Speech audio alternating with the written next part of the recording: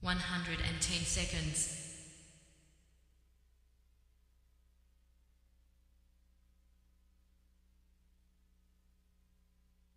100 seconds.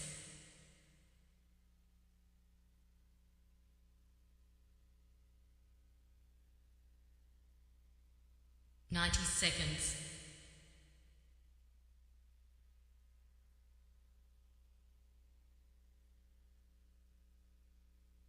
80 seconds.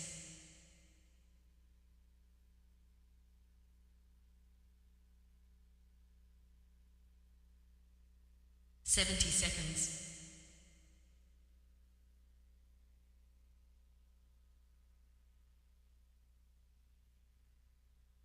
60 seconds.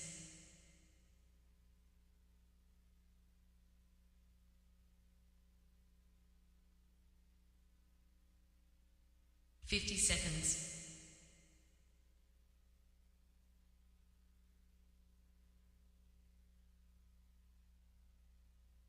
40 seconds.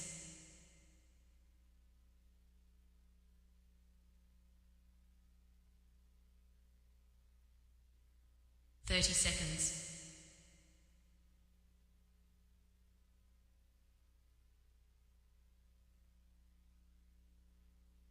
20 seconds.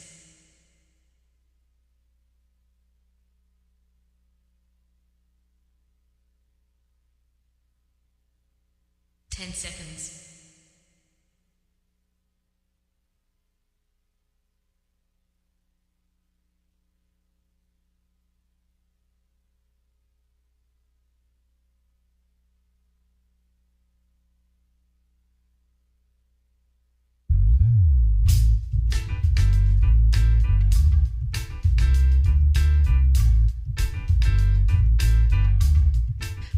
My name's McCauley. I'm Nyesha McCauley, and you're watching AccessTV.org.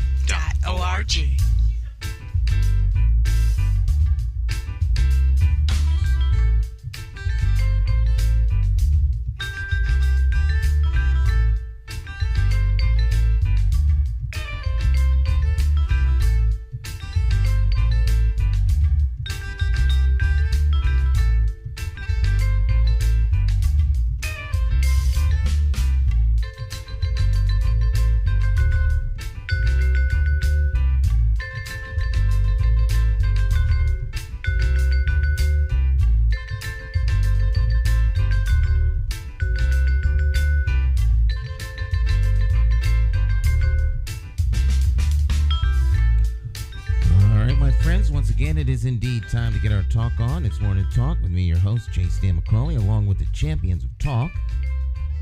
This morning in studio, 1A, none other than talk champion, Jonathan Small. Good morning, Jonathan. How you doing? Doing fine, Stan. It's a pleasure to be back here again. Look forward to it every single week.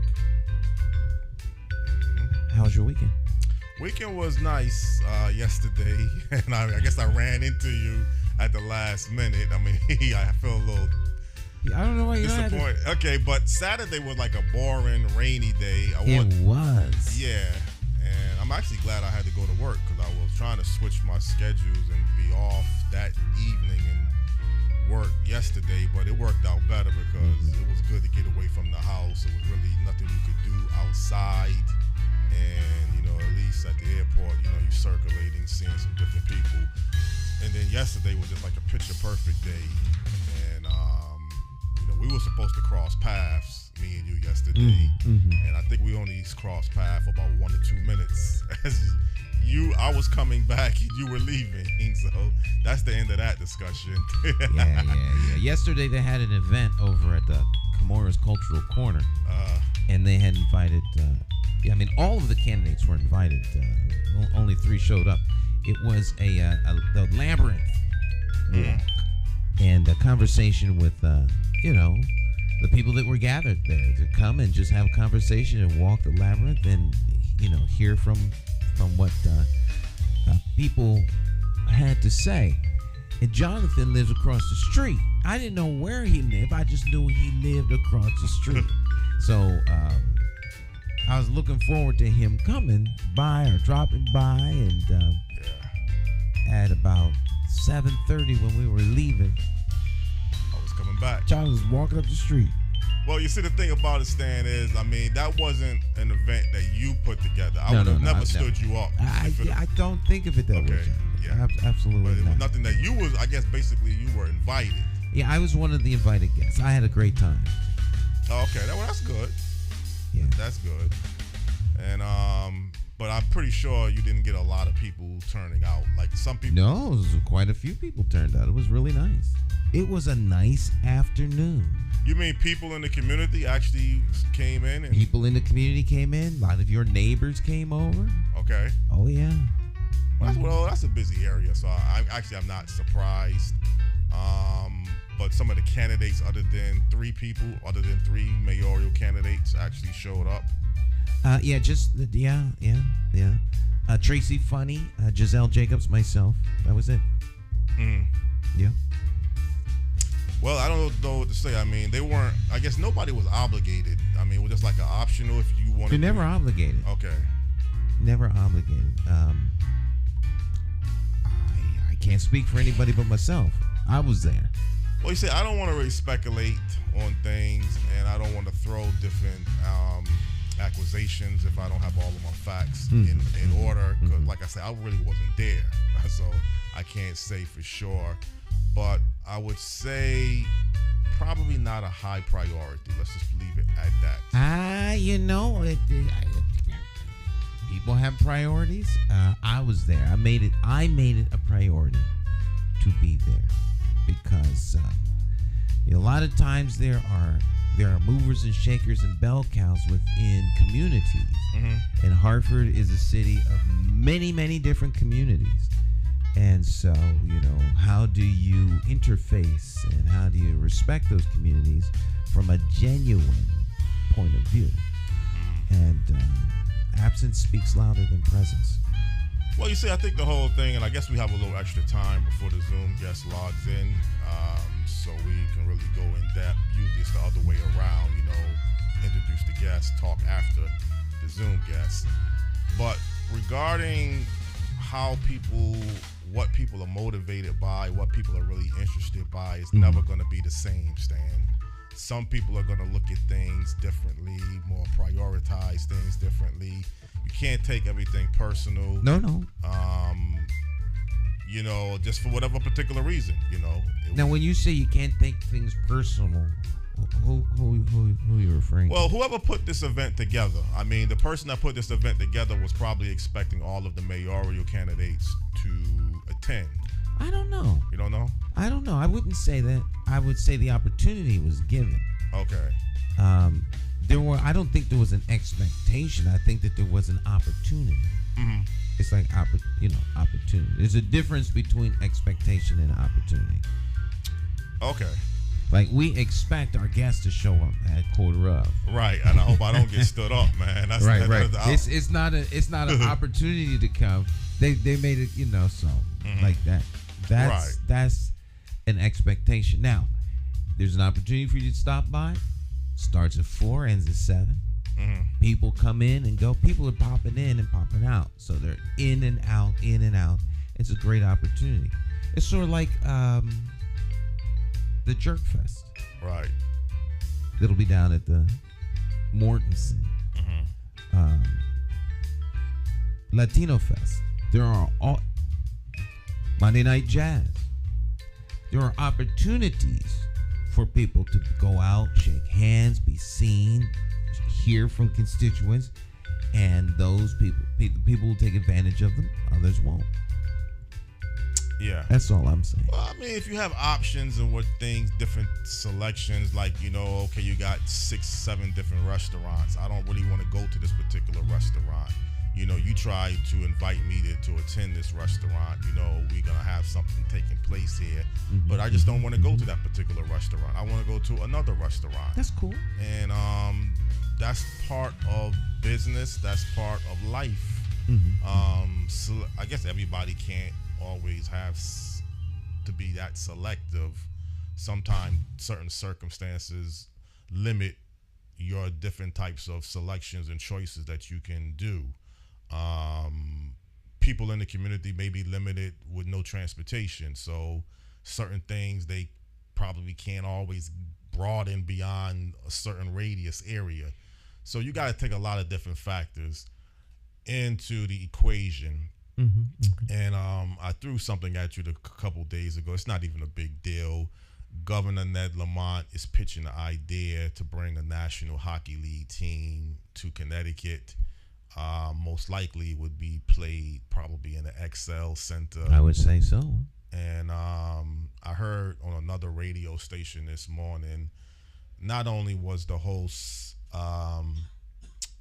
doubtful in saying it's a bad investment to dump $100 million into the XL Center, but he was also painting somewhat of a negative image of certain parts of Hartford and downtown, almost like the same scenario with the Dunkin' Donuts Stadium when that stadium was being proposed. He was actually speaking for his own self at one point, saying that what he usually do if he comes to the XL Center or something downtown, he's just going to get in his car, walk very briskly and fast to the event, and he's looking to get out as soon as the event is over. Was he scared? Well, the other co-host on the radio show was telling him that it would be a good opportunity to help other businesses. If you get a lot of people coming into the downtown area, then that could spur people going to other different types of businesses. He's now speaking for how he feels about himself, and he thinks this is a reflection on other people. We're not, if I'm coming to the XL Center for an event, I'm not looking to stay into the city no more longer than what the event is going to consist of. So if I'm getting into the city downtown, I'm parking my car from what he was saying, getting out of his car, walking very quickly to the XL Center. Once the event is over, he's getting back as soon as he can. He also threw some negative images about, well, hey, it's a high crime area. I don't want to be. He sounds incredibly ignorant. He might be incredibly ignorant, but I think there's other people. I think there's a good amount of people that think like him, though. And they are in the same boat as him, the USS Ignorance. Well, Stan, I'm not a business analyst, so I can't say when people come to Dunkin' Donuts Stadium, if they just come into the stadium, watch the baseball game, and they leave as quickly as they attend, because I don't know what you're going to do once you leave the stadium. Well, there's lots of things to do if you plan your day right, and if the city's marketed correctly, there's lots of things you can do. You can go to the museum. You got the Wadsworth downtown. Right. You've got other features. The Science Center is here, so if you got kids, you can make a whole day of it. Take the kids to the Science Museum, get a lunch, and then go over to the baseball game. Go to the Wadsworth, then go to the baseball game. There's lots of different things you can do in downtown that you can't do in Midtown Bloomfield or Midtown, Bohampton or wherever the heck they're coming from to come see the baseball game. They clearly don't have a baseball stadium. Right. But do the numbers actually back up what you just stated? Do people actually do that when they come watch the baseball game? I can't speak for what they do. It sounds like they're not doing that, but I'm saying they could. It's a matter of how you pitch it, how you market the opportunity.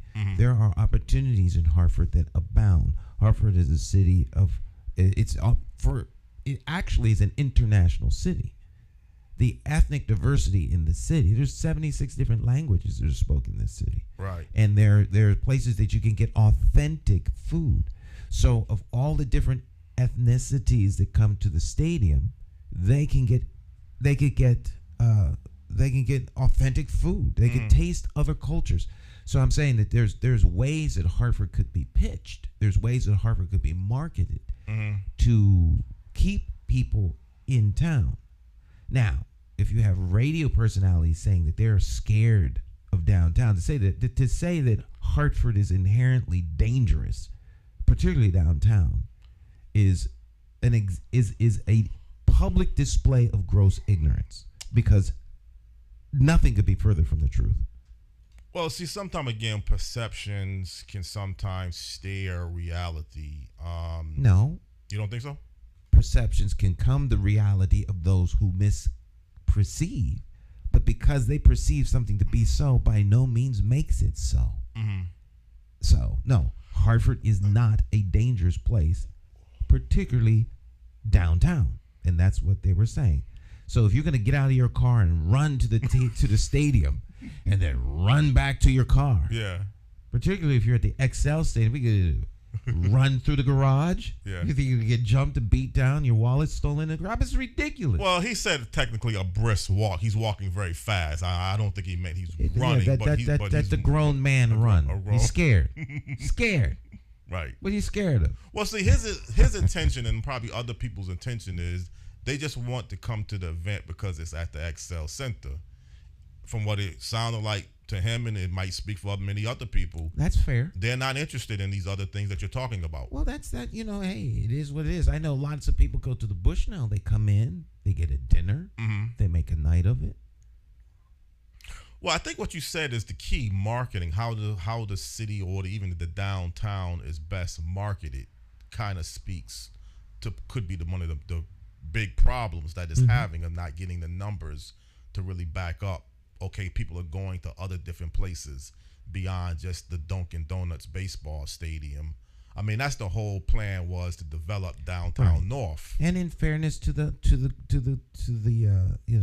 Wizards of Smart, we are coming. I don't want to use this as an example, but I mean, I don't want to use this as an excuse, but we are coming off of the pandemic.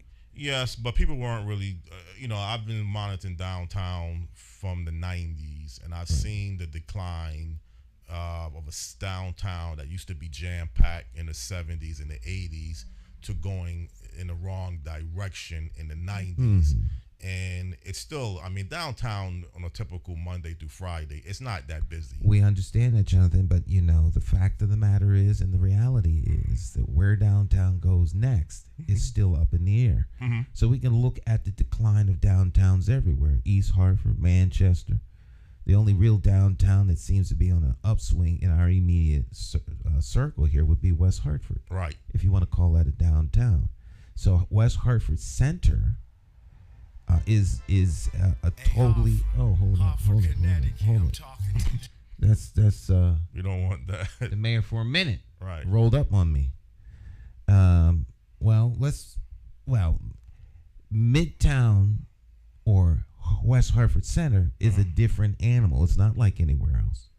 There are cultural, religious, and ethnic reasons why West Hartford Center is as successful as it is. And they cannot be compared to other places because they don't have the same makeup that is the genesis of that success. Not in Hartford or East Hartford, Right. or New Britain. So you have to work with your strengths. There are other areas like West Hartford Center, but the areas that people are trying to revitalize and create that same kind of energy, that's just not there. Well, again, whatever the reasons why the downtown capital city is on the decline towards a true circulated destination, I got to be honest. It's only I go downtown for certain things that I'm looking for. Taxes, pay taxes. Well, no, even that there's a fish truck on Church Street. They make some nice fish. Oh yeah. So I'll stop there. Yeah. Harvey and Lewis, I do business with them. The Bushnell Park, I'll walk around a few The times. Fishman's downtown. The Fishman, is that what they call him? Well, that's what. Okay, it makes very You nice. ever see the commercials? I think I might have seen a couple of them, but I haven't. The circle paid that clap and then fish. Right. Yeah. But that's it. The Science Center, I've been there. It's pretty nice. I've been to the Connecticut Convention Center. But the Connecticut Convention Center, unless it's having something that I'm really looking for, which is very rare, I don't go there. Most people don't go there unless they go in there for something. Right. But why? Maybe the Connecticut Convention Center is having things. I don't know for sure. I've been to the convention center to see several events. I don't go there just because it's there. I go there because something I want to see is there. But we're not talking about. And the convention center draws people in. Those people go on the front street. They go eat at different places. People come into town to go to Bears. People come into town to go to all of the different restaurants throughout the city. So people go to West Hartford to eat. They're not going there to watch a play. Now, people may go to the Bushnell and on their way home, going westward, stop at a restaurant in West Hartford. A party of four might drop $600-700 on food and drinks. It's quite a bit of money. It becomes real money after a while. You got the grill, Capitol Grill downtown by on Front Street on the corner there, across from the convention center. There are different things and attractions to bring people downtown. Right. It's a matter of how downtown is marketed. Well, again, you say that's the key. The downtown is not marketed correctly, but maybe Governor Ned Lamont, let's give the person the benefit of the doubt, is trying to change that. Maybe he feels bringing a professional hockey team could be a starting point. I think that the hockey team would be an added extra to Hartford. Well, I've said this before, and there's no need of going backwards because what's done or what did not take place. But one of the biggest missed opportunities, again, or one of the best missed opportunities was when the New England Patriots stadium were not built. That wasn't a missed opportunity. That was being played. Well, if the stadium was designed to be built for the 2002 NFL season, and it was a delay, and there was a loophole in the contract that Robert Kraft could back out if the stadium. See, everybody say he played Hartford. He did play Hartford, but there was a technical obligation of having the stadium ready for the 2002 NFL season. And if the NFL stadium was not built and not ready, he had the option of backing out the deal, and that's what he did. Right, but one would suggest that was a poison pill. It was designed. He was always going to use that. But who was to say if the stadium would have been ready? It wasn't going to be ready. Right. So there was no way in the world it was going to be ready. Okay. Right. Well, it's like it was a bad planning. Not bad planning. Played. You still believe he played the city big time? Okay, that's what he does for a living. You know what? Tommy Ritter, former Speaker of the House, he felt the stadium, it was a legitimate plan. That they really, he's probably the only person that feels that way. Though I don't know if he's the only person that feels that way. I think lots of people felt that way because there's a lot of hope, a lot of desire. Hopes, dreams, aspirations, wants, and desires. There's nothing wrong with them. And I mean, we've got this guy. He's coming, just like with Governor Lamont. Governor Lamont is giving people an opportunity to hope. So there's nothing wrong with projecting that hope that perhaps a professional hockey team might move back to Hartford and then call it the Whalers. And I think that would be a great spark for the city of Hartford. That doesn't mean it's going to happen. Right. It's a long shot. Right. So the same thing with the Patriots. The Patriots were going to come. Everybody was excited about it. Planning stadiums, all part of Adrian's Land, all of this energy. But they were played. Now, no one thought they were being played in the moment. That's not how the con works.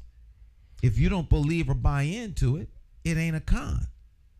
Well, you feel Hartford was being played by Robert Kraft because he wanted to stay in New England. Yes. Well, Foxborough. Yes. Boston, I think, backed out of the deal. They never had a plan on building a state. See, people felt he wanted to get a brand new stadium, which he did.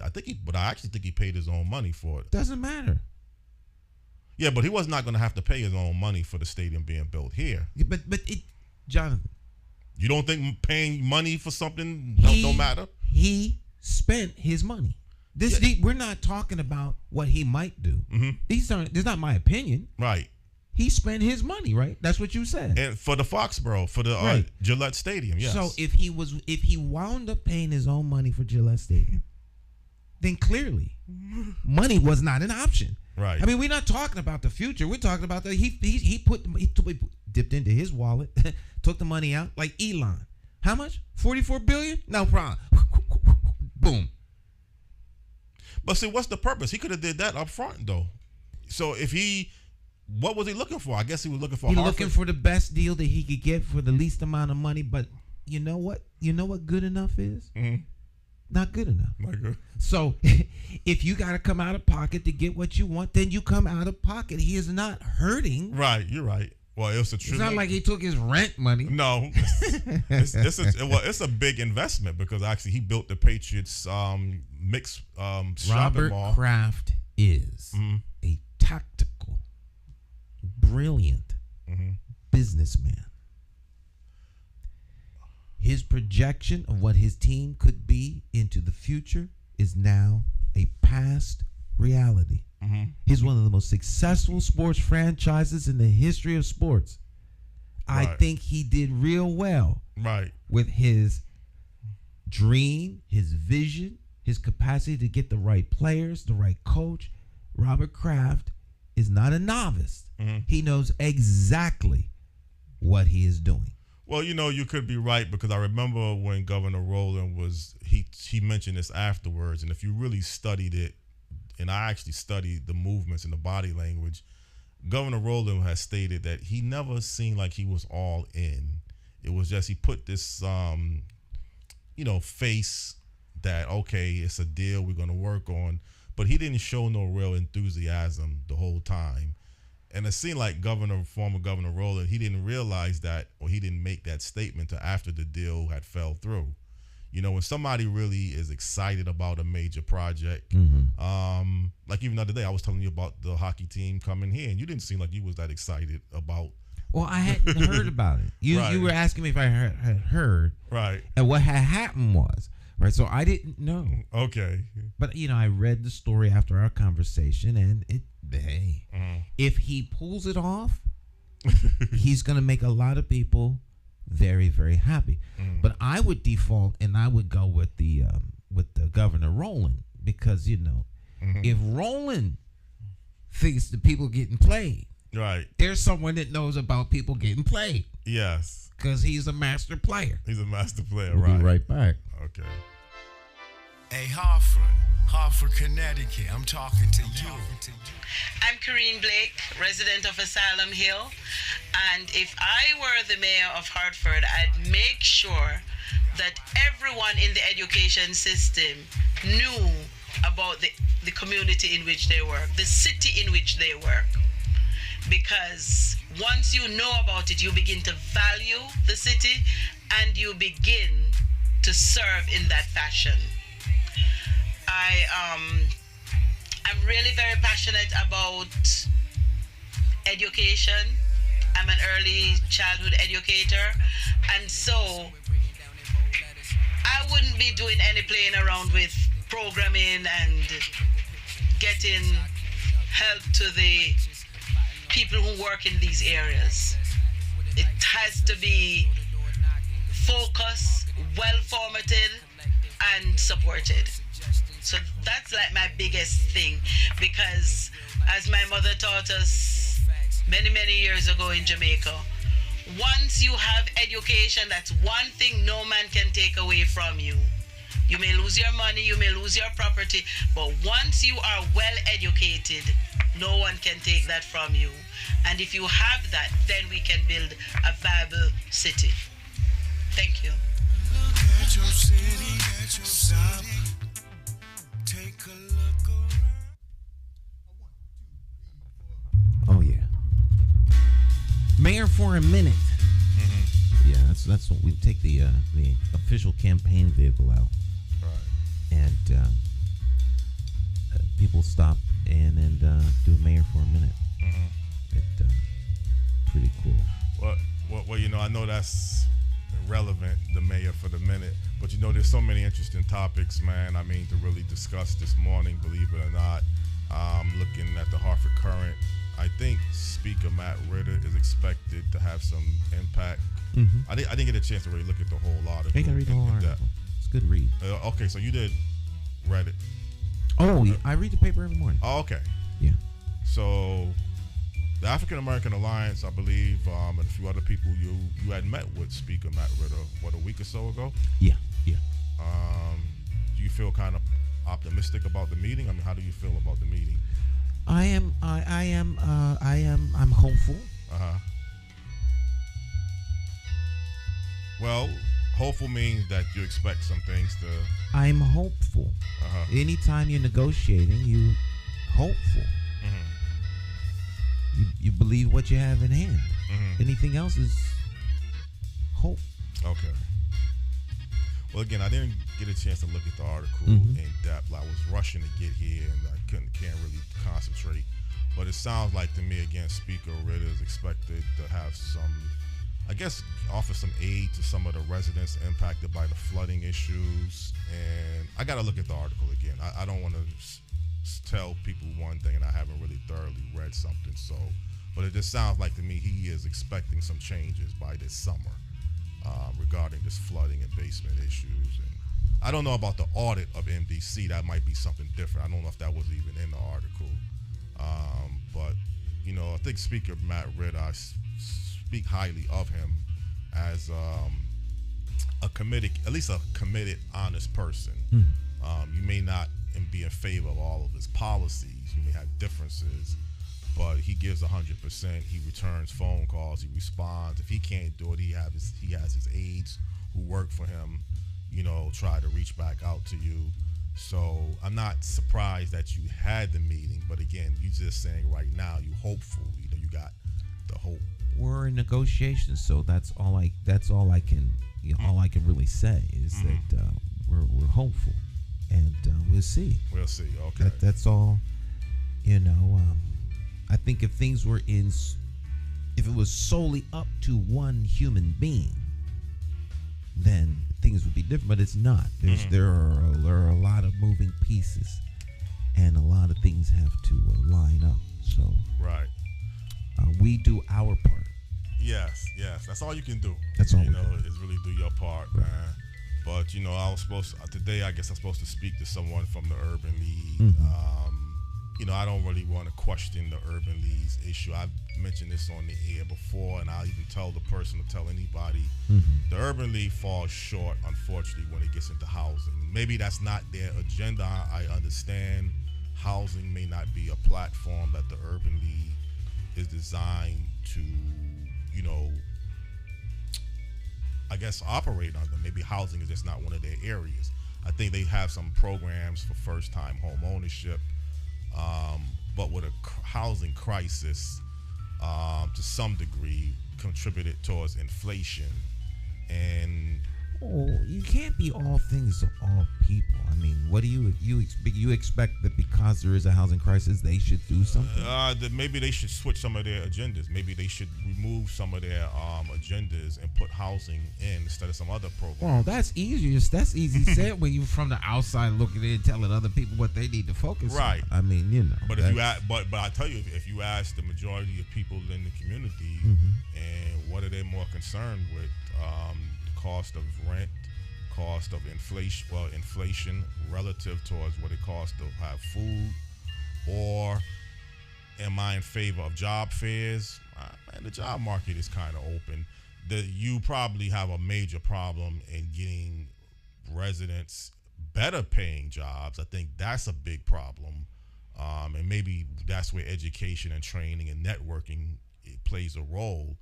But you know, they have some job fair being planned, and that's all fine and dandy.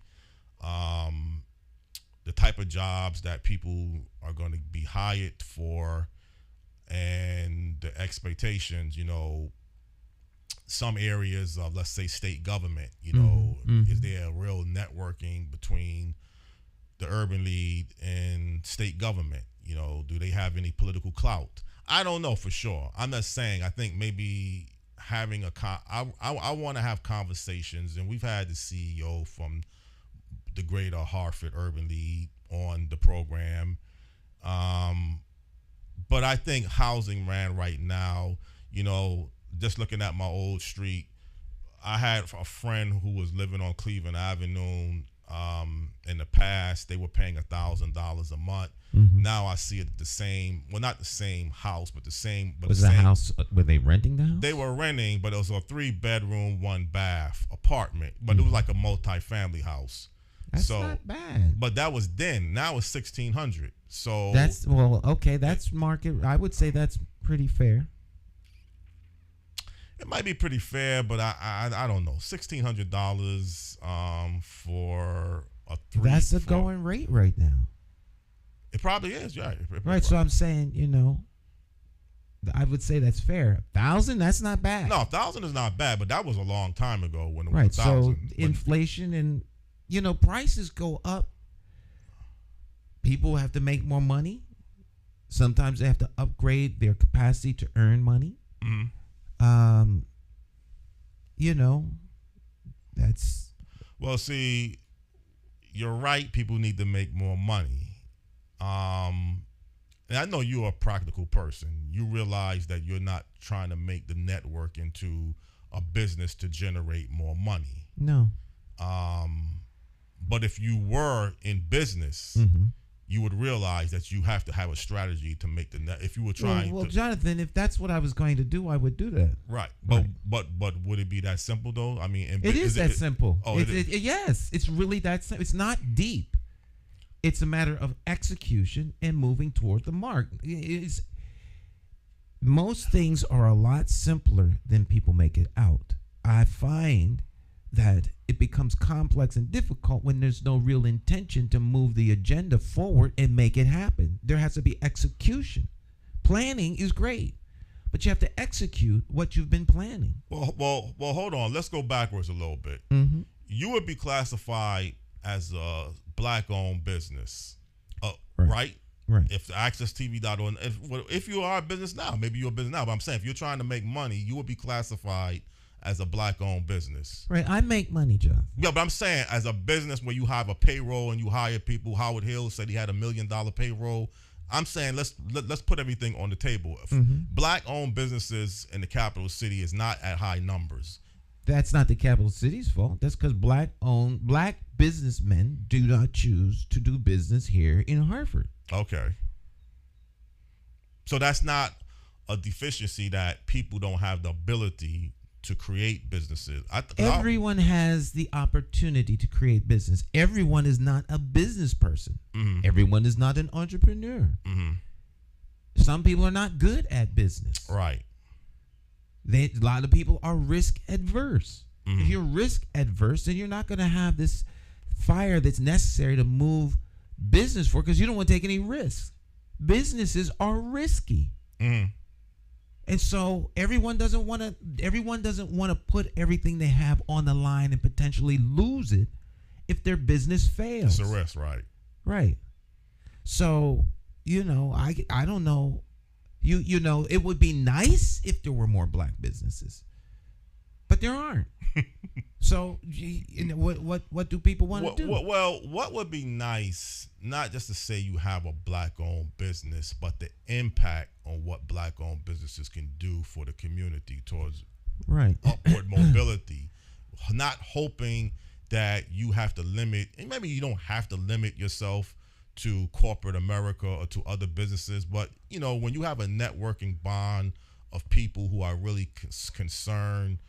Yes, I know people is concerned about making a profit first. I understand that part. But there are places where black business flourish. Right. Hartford is not one of them because Hartford is a very, very poor city. All right. Business makes money by posting a profit. So what black business is going to come here? And let me rephrase that.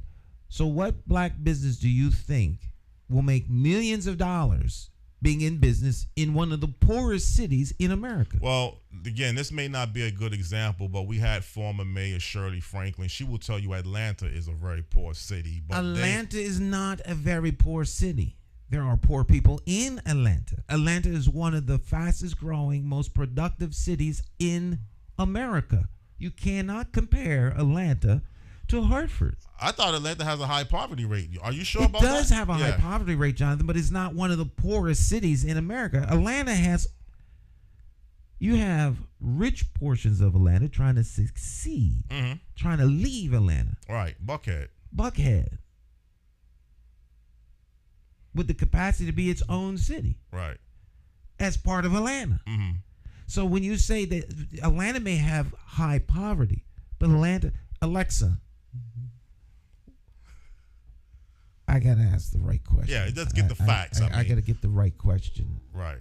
What would we ask Alexa relative? Well, let's ask the poverty rate of Atlanta. Oh, that's Alexa. What is the poverty rate of Atlanta, Georgia? From welfareinfo.org. The poverty rate in Atlanta is 22.4%. Alexa, what is the poverty rate of Hartford, Connecticut? From urbanplanet.org. Hartford's poverty rate is 31%, the second highest among large American cities. Well, it's not a large American city, number one, but that is higher than Atlanta. Given the right, it's higher than Atlanta, and it's tinier than Atlanta. Mm-hmm. So there are a lot of things that need to be taken into consideration when you start asking those kinds of questions and looking at the kinds of numbers relative to other things. Atlanta has a bench of black politicians Mm-hmm. that can run for office. All right. Atlanta had a mayor that was forward thinking, that turned people into millionaires with The Hartsfield-Jackson International Airport. with the airport. Right. Atlanta has one of the busiest airports on the planet. The busiest. As a result of his vision. Mm-hmm.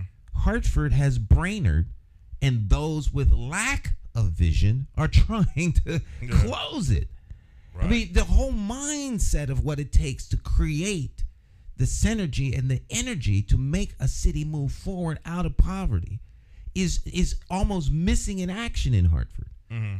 So you cannot compare Hartford as a job generator incubator to Atlanta. That's all I'm saying. Well, I said it wasn't a good example. I was only saying that I felt Atlanta has a high poverty rate, and 22% is still high.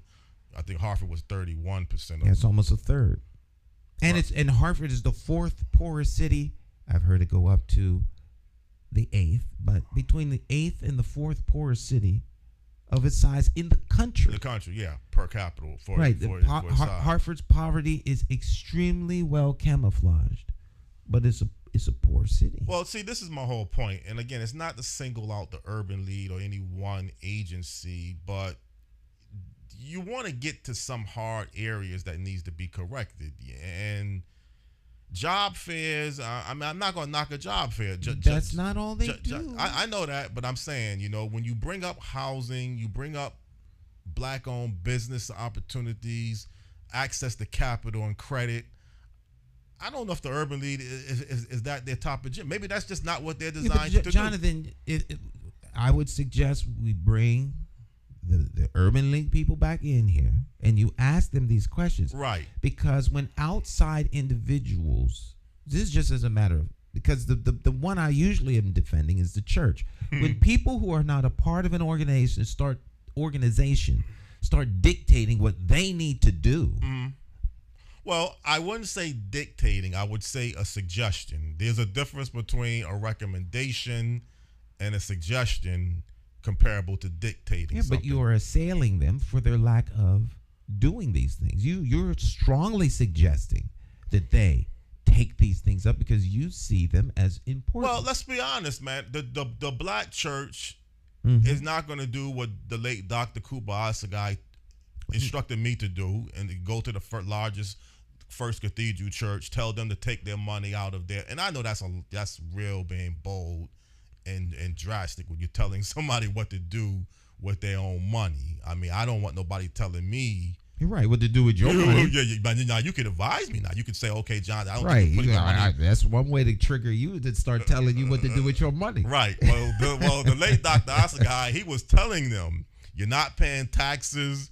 You need to be held accountable. So his whole approach was totally different than mine. Right. I respect the late Dr. Osagai, and he's entitled to whatever opinion he wants. I'm a free speech absolutist. He can say whatever he wants, but because he says it don't mean nothing. He is not the people at the First Cathedral. He has no say in what they do, and how he decides to deal with them is unique to him. Right. We got a caller. Oh. Hold on, caller. Hold on. But we gotta get a guest now. Did you want to talk on the air? I thought so. Hold on. Okay. We have a caller. I'm gonna make sure they would call on the air before I just pop them on. It's been a long time since I remember hearing a caller call in. Okay, caller, you're on the air. Yes. Good morning. Good morning, Dr. Maya Bowen. Yes. Good morning. I'm calling in. Good morning, Jonathan. Good morning, Stan. All right. I'm listening to this conversation, and one of the things that is really driving my phone call this morning is the fact that we have, a lot of individuals within Hartford that have knowledge of the organizations that you're speaking about, Jonathan. And so if it is that they present specific programs and individuals choose not to pursue them, then, when it comes to housing specifically as a topic, it's up to the individual to actually come up with some type of strategic plan for themselves and their family to go about getting housing, which would include, but is not limited to, getting some additional skills through upskilling, as well as finding resources that can assist with that, including but not limited to possibly additional jobs, right? Or changing careers, which might include getting additional education. So we can look at these organizations as outsiders looking in, but ultimately it's the people who need specific housing. It's their position to actually go about seeking to get what it is that they need, specifically when it comes to housing. We can't change the prices in the market. We can change how it is that we go about earning the monies to pay for those rents. Otherwise, as outsiders looking in, we're just doing talking. These organizations are doing what they can, but until the people actually go about accessing what they provide, then the organizations are limited in what they can do. So that it could be an agenda item for the next 10 years. But if the people aren't doing the work themselves in terms of securing housing specifically for themselves through earning more money, then you can't blame the organization. Right. That's all I had. I thank you. Well, can I say something? Yeah. Not so much about blaming the organization. See, sometimes a recommendation gets confused with pointing fingers and blaming. Well, Jonathan, you may not see this from the perspective of those that are listening to you. You are pointing big fingers. Yeah, well, sometimes you have to. Well, there you go. So Right. you somewhat admit that you are pointing the finger at them. I would suggest that it's not our outside purview to tell them how to run or what to do. They're doing what they believe is in the best interest of those whom they serve. Right. And so they have a ton of programs that they do and are involved in. Right. And I really want to continue this conversation, but this guest, I want to make sure that we can get the guests. All right, so we'll take our short break. Thank you, Dr. Bond, for a contribution. Thank you very much, Dr. Bond. You're welcome. You're welcome. Have a great and victorious day, everyone. Okay, you too. All right, my friends. Thank you. Stick and stay. Don't go anywhere. We will be right back. See if we can't queue up our guests. And it's Morning Talk. Don't go anywhere.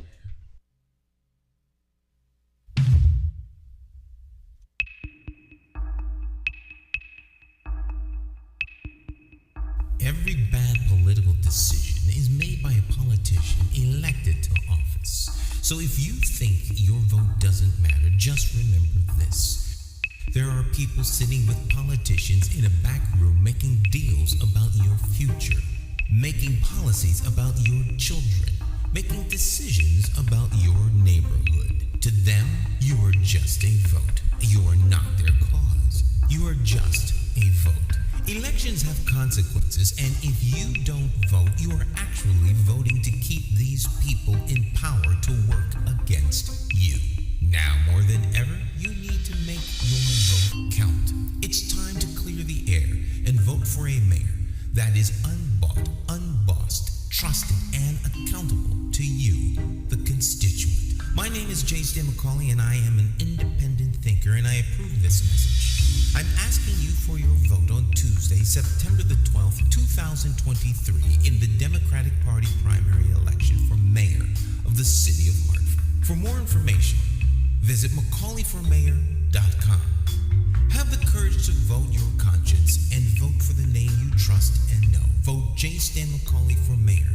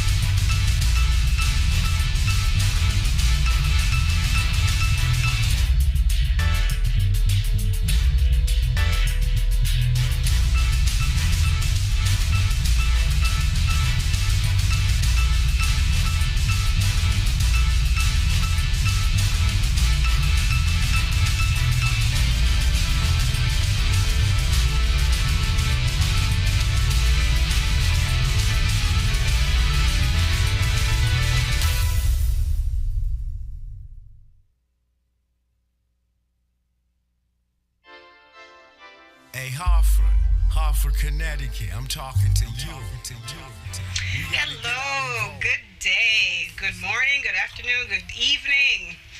My name is Tracy Ann Johnson, and if I were mayor for the day, I would pay close attention to the importance and significance of education, wellness, mental health, advocacy, early childhood education, the significance and importance and value of love, ownership, pride in our community. If I were mayor for the day, I would definitely create partnerships between law enforcement, being that I have worked in criminal justice in a variety of capacities for over 16 years. I have experience working as a substance abuse counselor within the prison systems. I have since left that environment, and now I am extremely involved within the Hartford community as a parent leader, as a wellness advocate, as an education advocate. I know firsthand the impacts of childhood trauma, environmental traumas, urban trauma, lack of education within the community, and the significance of empowering our children to know and truly understand who they are and what they have the ability and potential to become.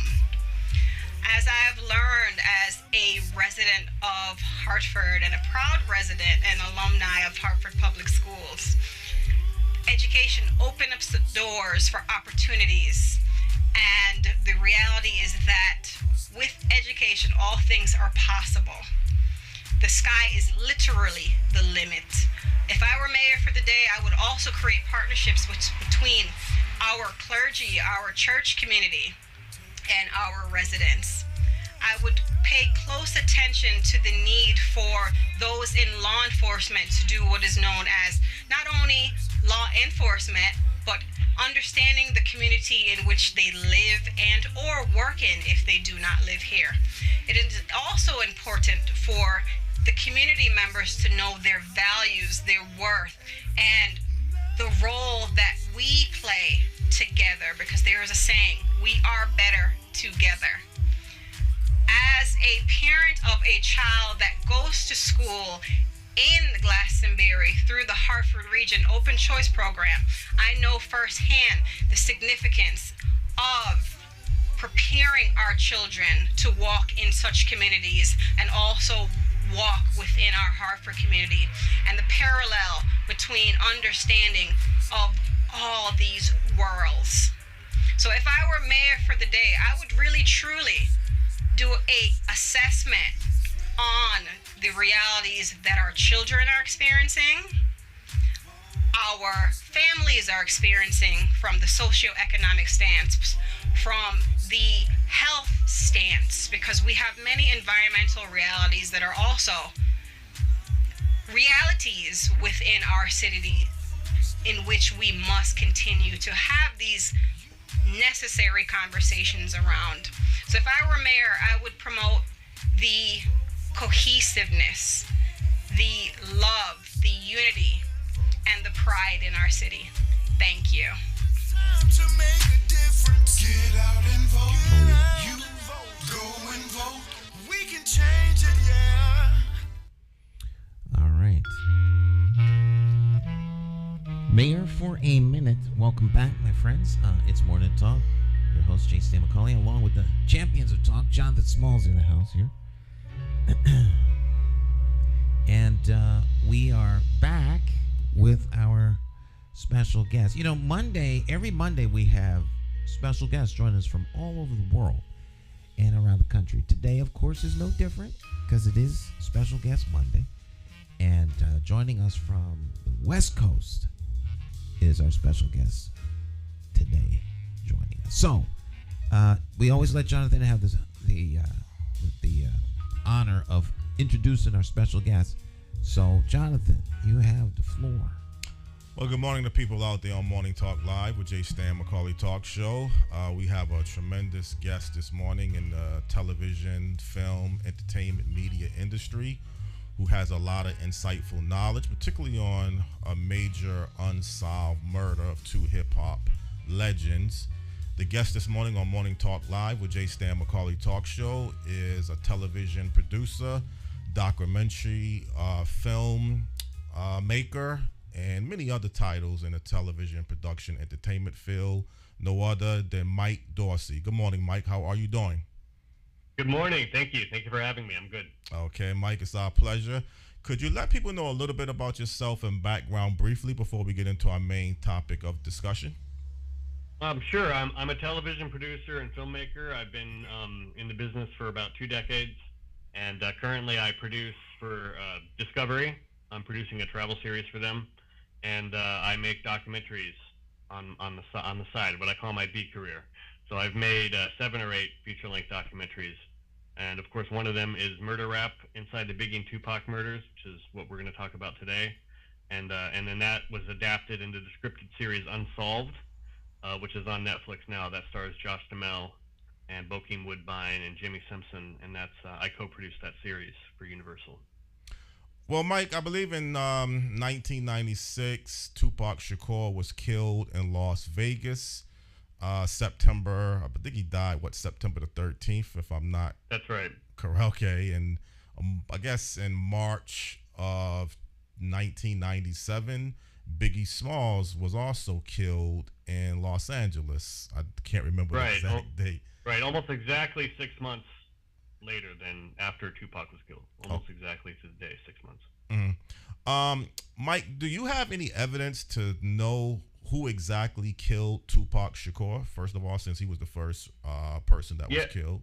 Yeah, I consider the Tupac murder completely solved, other than the fact that Las Vegas won't close the case. We know pretty much unequivocally that it was Orlando Anderson, who was a Southside Crip gang member from Compton.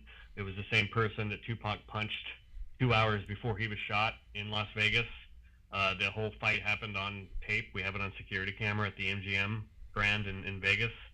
Orlando Anderson's uncle has repeatedly confessed that their crew did this, and that the uncle was present for the shooting, and that his nephew was the one who pulled the trigger. And other witnesses have since backed it up. Gang members who didn't necessarily talk at the time have confirmed that, yeah, they always knew it was the Southside Crip gang from Compton, specifically Orlando Anderson, that did it. But Mike, wouldn't it be hard to arrest Orlando Anderson, saying that he has been killed? That's correct. Orlando Anderson was killed about a year and a half later. Of the 4 people who were allegedly in the shooter's car, 3 out of 4 have since died. 2 by murder and 1 by health issues.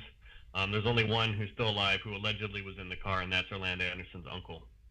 But Las Vegas PD could still, close the case. There's a term in law enforcement called cleared other, which is when you know what happened, but there's no way to prosecute because, in this case, because the shooter is dead, you don't just leave the case open forever. You know who did it, and you just say, as far as you're concerned, the case is closed. We're not working it anymore, because prosecution isn't possible. But you mentioned there was other people beyond Orlando Anderson that was involved in the killing. So could the other people, if they're still living, actually be charged with some form of murder? I would think that the uncle who's going around telling everybody that they're the ones who did this and that he was present for it, I would think he might be legally exposed. But the other 2 guys who were in the car, the driver and the guy that was sitting in the back seat next to Orlando, they're both dead now also. So there's really only 1 person left, I would say, that you could potentially prosecute for this. And it's the guy who's going around telling everybody that they did this. Well, Mike, is this kind of like a gang hit? When you're mentioning Orlando Anderson, I mean, were there any signs to say that this is like a gang type of attack against Tupac Shakur? Yeah. It was 100% gang related. Tupac, there was a beef between the gang members who were associated with Death Row, who were the mob Pyru. They were Bloods. They were associates of Death Row Records. They were the ones who were around Tupac that night in Las Vegas.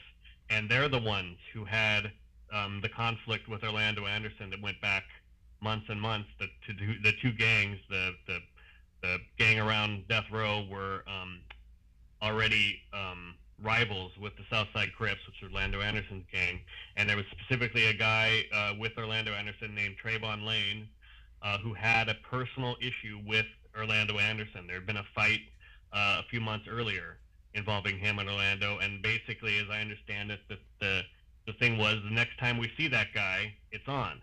And that next time just happened to be in Las Vegas, and Tupac was there, and I think Tupac knew about this issue that was happening. He did not know what Orlando Anderson looked like. He's not from Compton.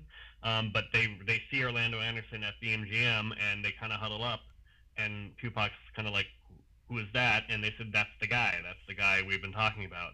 And without any other prompting, Tupac just took off and ran up to Orlando Anderson and punched him. And then the rest of the crew caught up and jumped in, piled on. But that was, Orlando or Tupac inserted himself into a gang rivalry that really, he should have stayed out of, in retrospect. Well, but Mike, this really has nothing to do with the so-called media East Coast, West Coast, because it sounds like what you're saying was it was a West Coast Compton gang that killed Tupac. So you can't say, though, Tupac, like Biggie Smalls, was on the East Coast side. It sounds like it's a little bit confusing to slightly from people on the outside, because I thought Tupac Shakur was down with Death Row. I thought he was signed with Death Row. Sure. Well, there was one more layer to this, and this was the rivalry, and the rivalry between East Coast and West Coast is very real. Other people had died prior to this, associated with Death Row Records prior to Tupac getting shot as a result of the rivalry. What happened is that supposedly when Tupac ran up to Orlando Anderson at the MGM right before he punched him, he said something to the effect of, you're with those guys from the East. You're with those guys from New York. And the accusation at the time was that the New Yorkers had associated themselves with the Southside Crips because the Southside Crips were rivals to Death Row. So it was like a way to have people in Death Row's territory in their city who were on the New Yorkers' side, basically. So there was an extra layer of that to this whole thing, that the Southside Crips had inserted themselves into this rivalry. But Mike, some people pinpoint the Source Awards in 1995 when Suge Knight came on stage, and he mentioned that if you sign with Death Row, you don't have to worry about the producer being involved in all of the videos and all of the dancing, and that sounds like it was a direct attack towards P. Diddy. And then when I thought was the last turning point was when Snoop Dogg came on stage and he kind of was saying, "You have no love for us. We know where we are," something to that phrase. Then saying "F y'all" and all of that. I mean, then I heard that it was people in the audience divided in some altercations. Could you kind of elaborate how much of a role that the Source Awards played in 1995 in this whole matter? I think that's when the souring relationship between Death Row and Bad Boy Records really became very public, kind of reached a new level.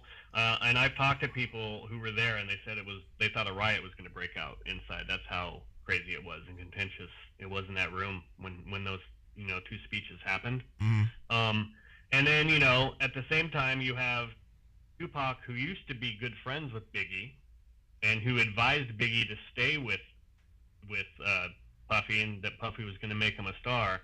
But then Tupac gets shot the first time in New York in 1994, and he blames that on the New Yorkers and Biggie, and claiming that they set him up, which turned out to not be true, but that's what he thought.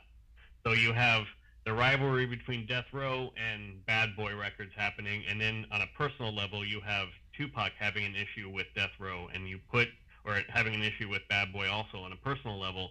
You then team up Tupac with Death Row Records, two camps that have beef with New York, and it just, lights it on fire.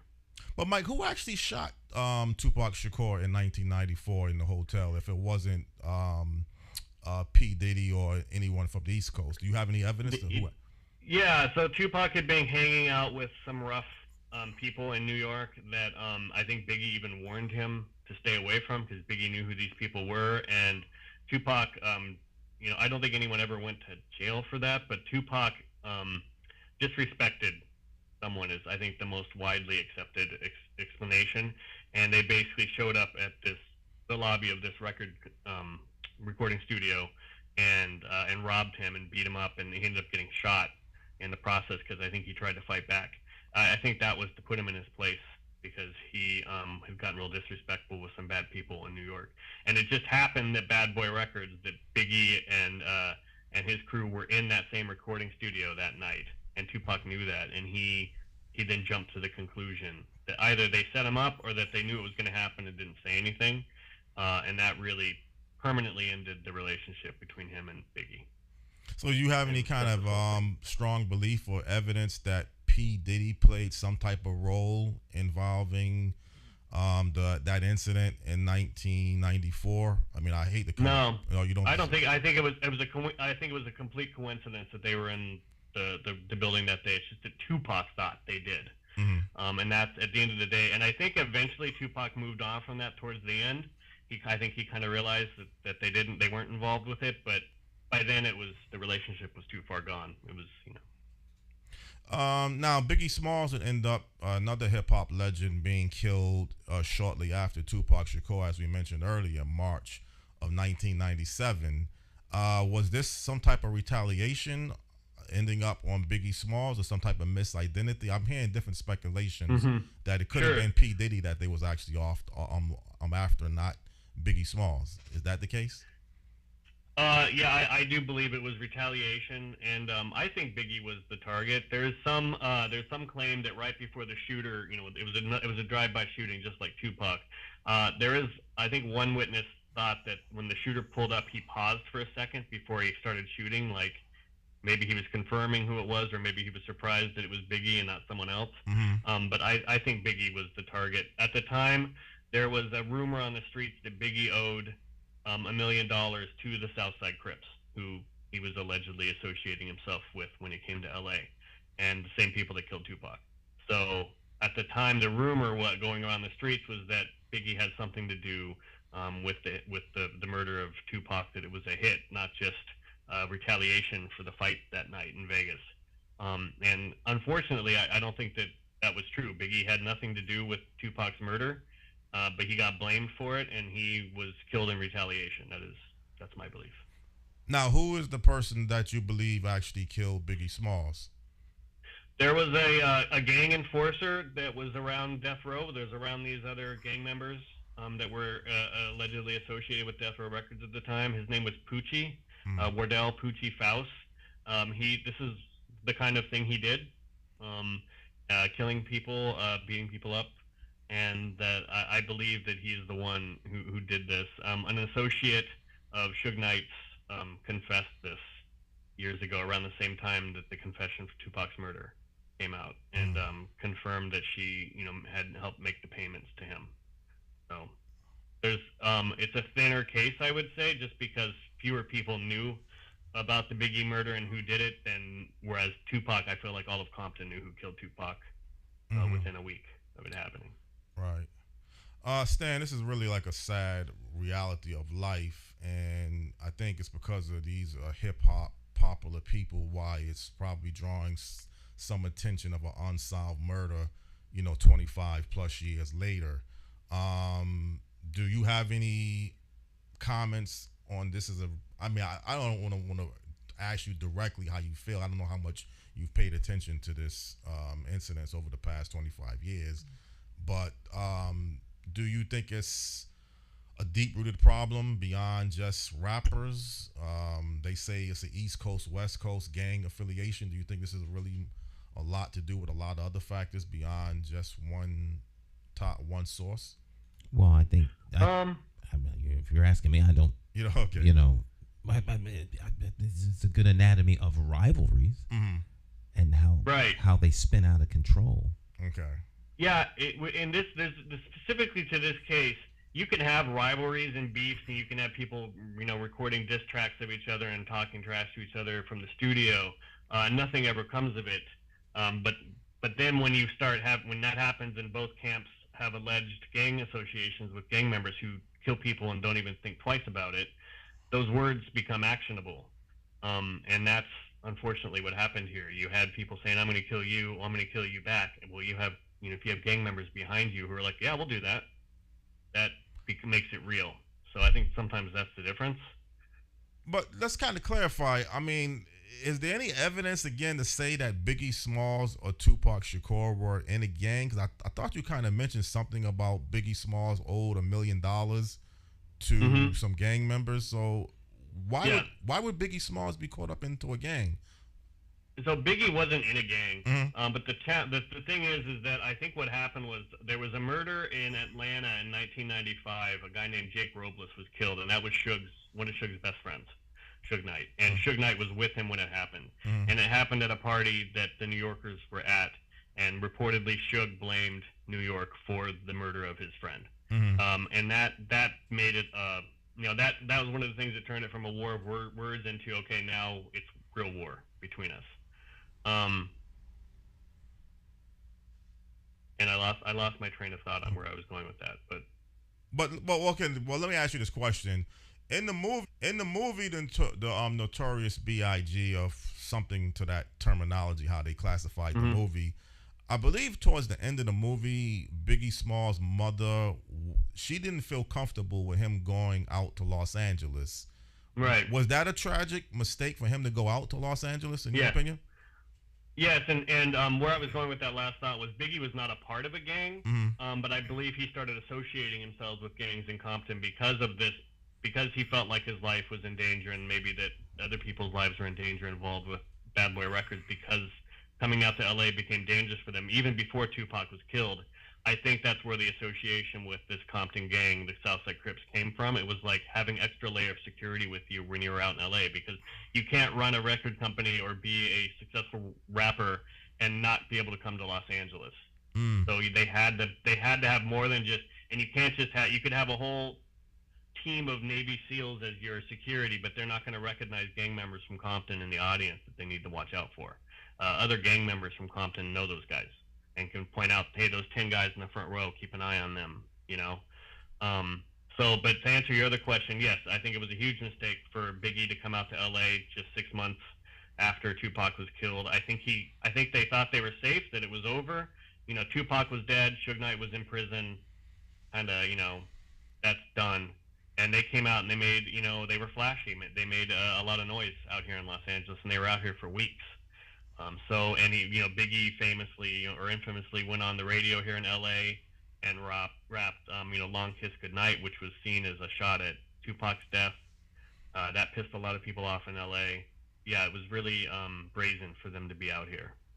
So again, this is kind of like some type of a combination of affiliation of a gang rivalry to go along with the East Coast, West Coast. Because some people were saying in the media or just people in general that the media actually was kind of trying to promote this so-called East Coast, West Coast. That it not saying that it was not some legitimate issues between the differences, but the media didn't certainly help the matter. Some people felt. Sure. I think, of course, the media, it's a juicy story. The media is going to play it up. But I think also the record companies are going to play it up to sell records. Mm-hmm. But to your point, it doesn't mean it's not real. But, people are going to capitalize on it, and it's a big story, the rivalry. And some people, on the coast, some of these rappers didn't want to be a part of it. I could tell, even though Snoop said that at that award show in New York, he, in the long run, I think wanted to patch things up because it was it's almost like it got bad for business. And just because one person's from LA and one person's from New York doesn't mean they hate each other, just because they're supposed to. So there's a lot of associations going on, personal associations behind the scenes. So, I think the media definitely played it up, and so I think did the record companies, maybe to sell records. But it was a real rivalry. But maybe the flames were fanned because of all the attention it got. But see, I thought when P. Diddy came on stage at the Source Awards, he tried to calm the whole matter down. He didn't, from what I understand, he didn't take any retaliation shots at Suge Knight for what Suge Knight, because everybody can tell when Suge Knight was saying the producer being all in the videos, he was talking clearly about P. Diddy, because P. Diddy clearly was involved in a lot of videos that Biggie Smalls was making. But I thought P. Diddy handled it very well, and I don't know if the media really gave P. Diddy some credit for that matter. He could have easily came back and said this or that about Suge Knight, but he took the better road, in my opinion. Right. But then, they Biggie released a track not long after Tupac was shot at the Quad Studios that a lot of people were like, Biggie said it wasn't about Tupac, but it was, it was making some references to what happened to him that people drew parallels to. And it's kind of like, even if the song wasn't about Tupac, it was inflammatory. Right. To have released it at the time that it was released. So, I mean, both sides got their digs in eventually, but yeah, I did hear that Puff didn't really retaliate that much that night, and maybe he was still hoping the thing would boil over. I don't know, or figuring out what his response was going to be.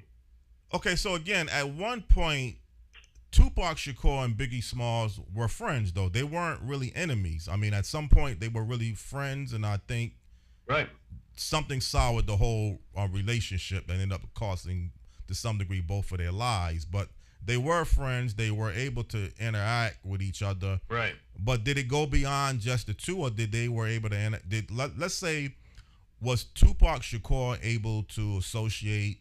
I don't think like he was friends with P. Diddy, but what was the relationship between Tupac and P. Diddy? Yeah, Tupac and Biggie were friends. Tupac helped Biggie, I think, get exposure early on because Tupac was a year older and he had fame earlier than Biggie did as a rapper and as an actor also. Mm-hmm. And so, Tupac would bring Biggie on stage with him, for example, and get him exposure to his audience. And there's photos of, there's a really cool photo of Tupac in a Bad Boy Records, t-shirt or jacket with Biggie, and I think Puff is in the photo too. So they, there was a time when everybody was cool, and that's when Tupac was hanging out in New York a lot and recording. And then it soured, it soured. I think there might have been some little micro issues, and then it came to a head with the shooting at the Quad Studios in New York in '94 when Tupac got shot. And that permanently damaged it. Well, but Mike, yeah, they were all friends initially. Right. Mike. And I would say professionally, Suge Knight and Puff got along initially too. Back in '93, '94 when they were both kind of coming up and starting out. There was no bad blood there. It's built up over time. Mm-hmm.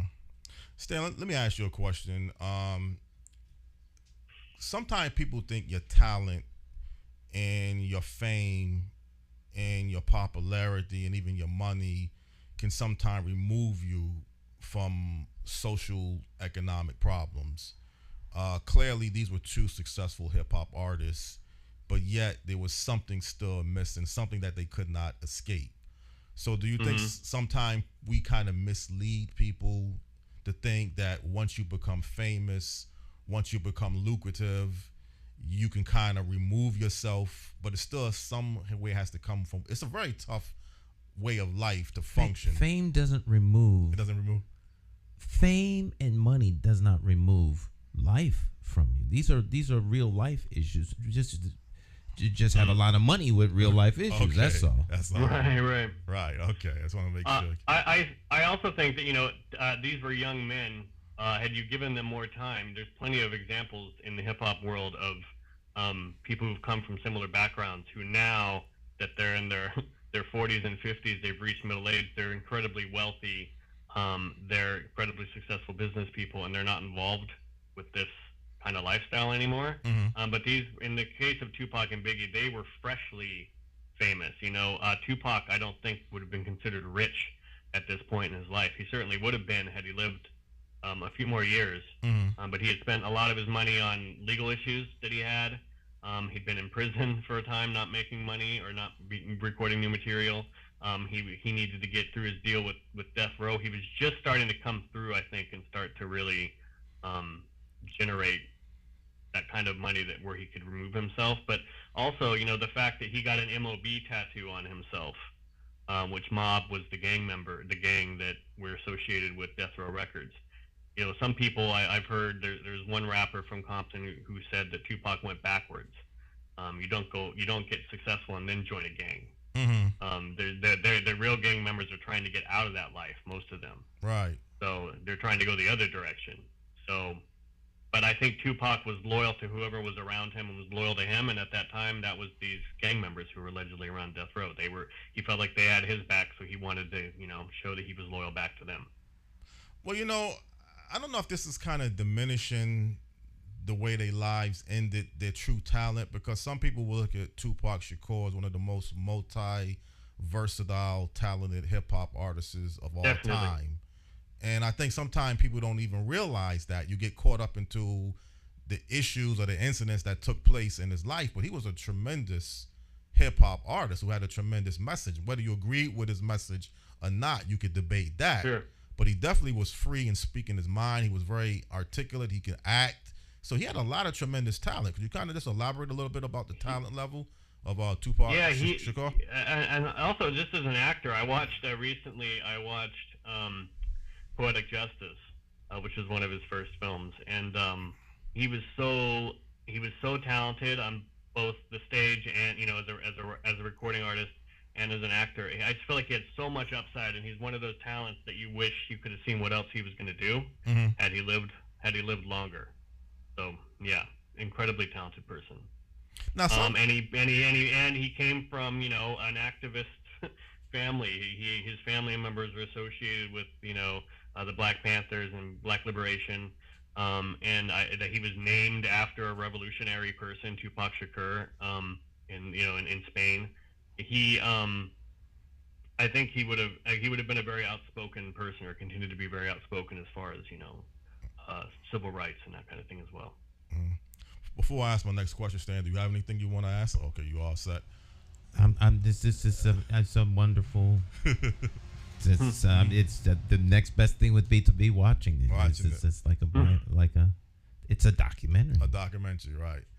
Mike, people give Biggie Smalls credit for kind of, I don't want to say saving hip hop on the East Coast, but the New York East Coast was on a decline at that particular time, and the West Coast was really flourishing. With Dr. Dre, Snoop Dogg, they were successful at the Soul Train Awards, the Source Awards, but then all of a sudden Biggie Smalls comes out almost out of nowhere, and he kind of brings New York back in the whole hip hop era. So how relevant do you think Biggie Smalls were to this whole hip hop industry as well?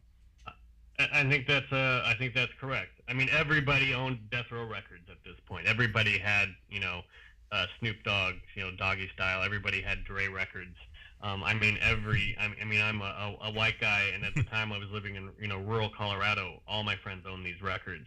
That was not true of New York artists at that point. So yeah, I think there's probably some truth to that. That Biggie was one of the main forces, one of the big forces that put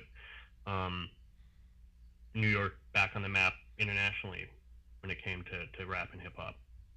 Well, even at that time, he was ahead. I don't know if he started it before Jay-Z, but he seemed like but that 93, 94, up into 97, that he was more successful and popular than even Jay-Z were at that particular time. Is that true, or do you think Jay-Z just really was also?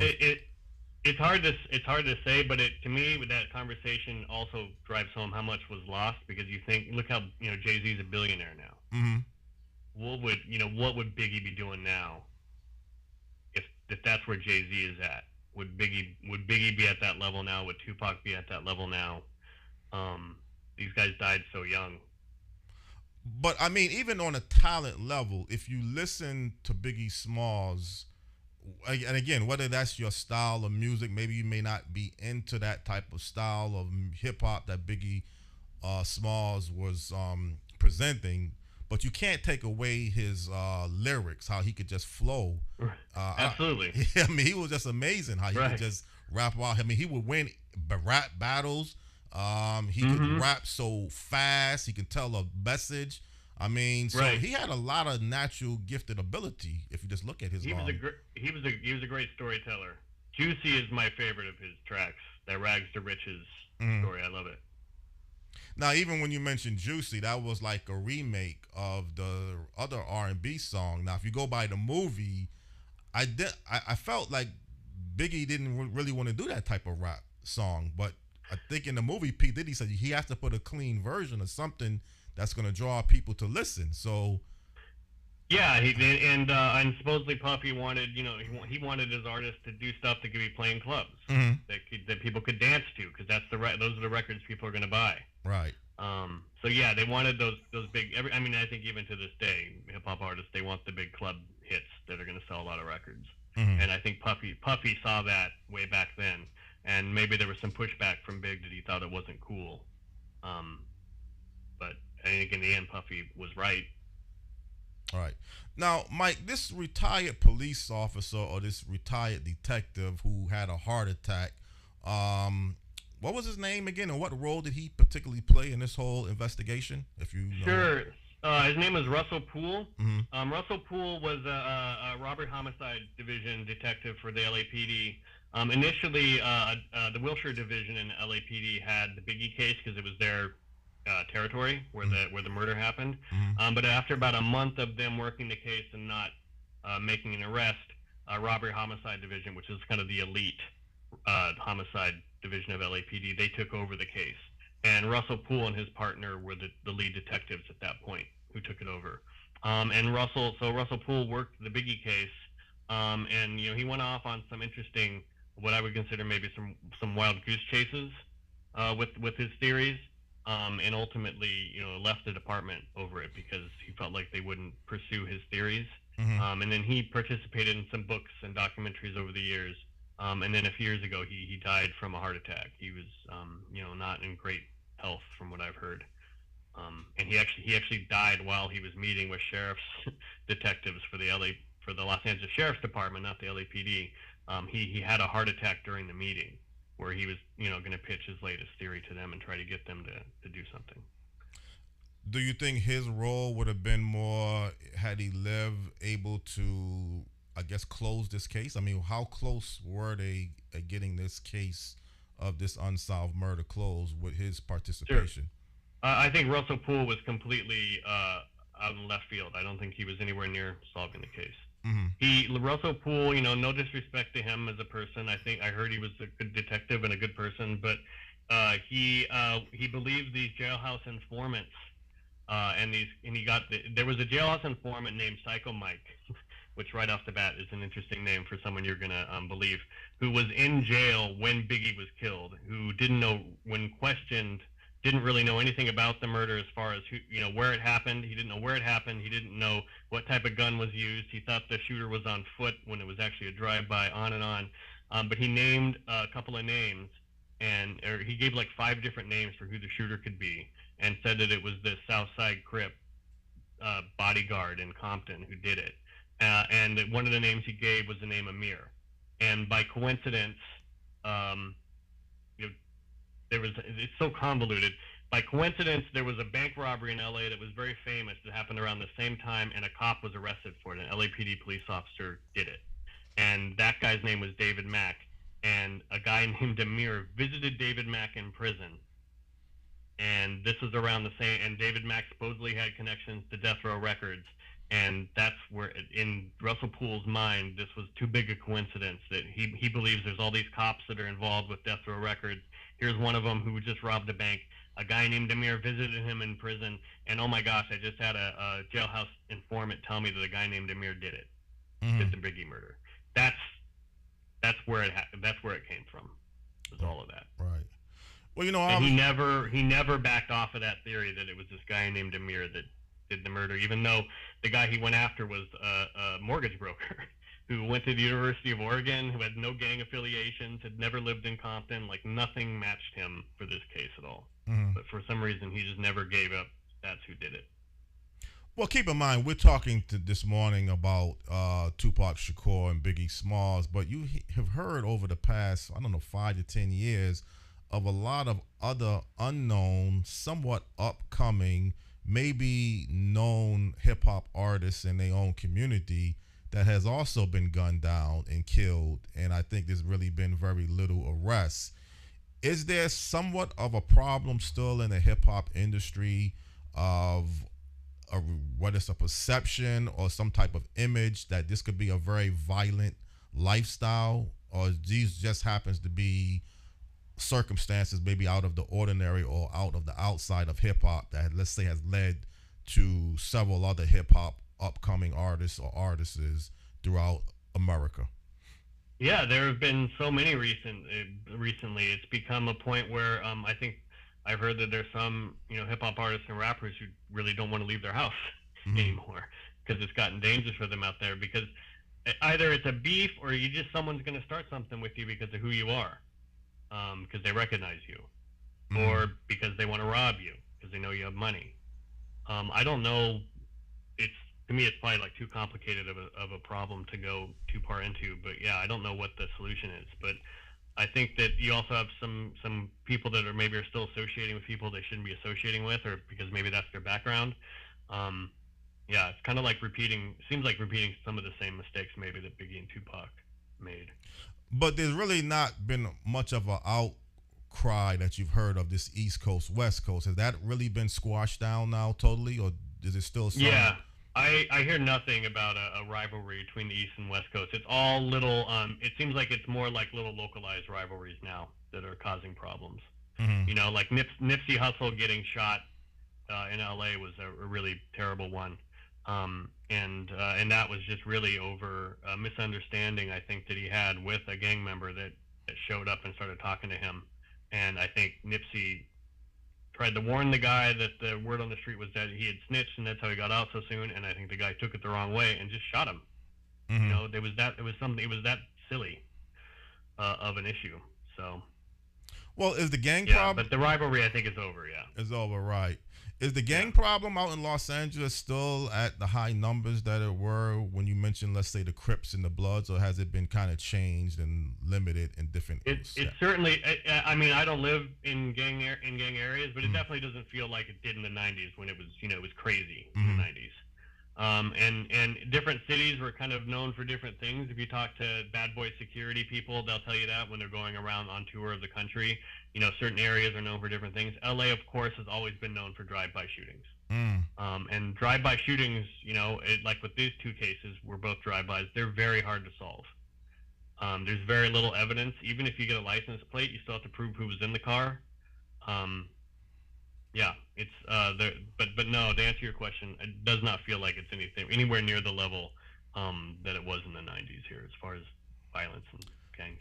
But again, when you're mentioning the life, how tragic Biggie Smalls and Tupac Shakur ended, you think had they just been able to, let's say, I don't really want to have you give a direct answer because nobody can know for sure, but had someone stepped in and just gotten to these people or to these guys at the right level and saying, look, I don't think you need to be acting like this. I think you're headed down a wrong path. Or was the situation so far gone that they were hard-headed, they weren't going to listen anyway? I mean, what's your views on that whole matter? I honestly think, because they had such a good history together before they fell out, that I think a phone call, like a real heart-to-heart phone call between them where they could, iron out any misunderstandings that they had, especially over the shooting, that Tupac had in New York when he was shot, all that stuff. I think if they'd had a heart-to-heart discussion, had, a 1 or 2 hour phone call, maybe this could have been quashed and this whole thing, wouldn't have happened. I think it was still salvageable at that point. Well, what role did Snoop Dogg play? I mean, do you think it sounded like he was very remorseful, and he's changed a lot, because remember, he had a murder rap hanging over his head at one point that he had to beat. But what role? You don't hear too much about Snoop Dogg involved in this whole matter. Did he have any type of sides, in your opinion? No, well, that's the thing. I think he was one of the guys that really didn't want this, and I think he got some criticism from some other people at death row because I don't think he was really into this rivalry. He didn't like it, and I think was friends with some of the people in New York and didn't want this to be happening. So to the point where he was, I think, criticized by some of the people at death row for not going along with this heated rivalry at the time. Yeah, I think Snoop tried to stay out of it.